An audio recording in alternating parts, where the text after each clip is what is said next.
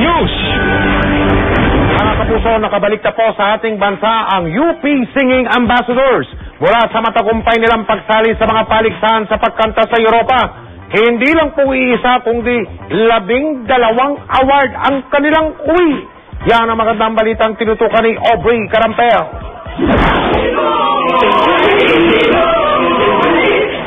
Agad nagpakita ang gilas ang UP Singing Ambassadors o UPSA paglapag pa lamang nila sa Ninoy Aquino International Airport. Kasabay nito ay ang pagbandera ng kanilang mga napanalunang award mula sa 5 prestigyosong choral competitions na sinalihan nila sa Europe. 5 grand prize qualifications, 2 grand prizes, 7 first prizes at 3 third prizes ang nasungkit ng grupo mula sa mga bansang Poland, France, Wales, Hungary at Switzerland na talagang napahanga nila.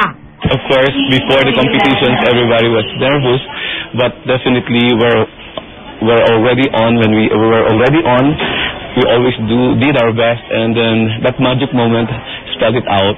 That's why we won the grand prize and the first prizes. Hindi raw biro ang preparasyon ng UPSA. Halos 8 buwan raw silang nagsanay. We studied about 70 very difficult songs, and then in one competition we even sang about 24 songs, and everything was difficult. Kinailangan din daw nilang mag-aral na kumanta sa iba't ibang lengguwahe, tulad ng French, Hungarian, German at Italian.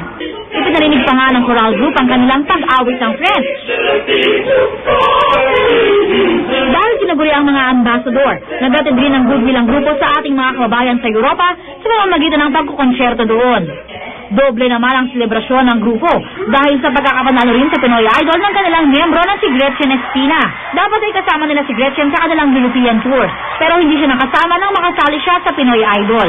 Proud that she won the Pinoy Idol, and then she was also proud of us. Aubrey Carampel, Nakatutok, 24 Oras.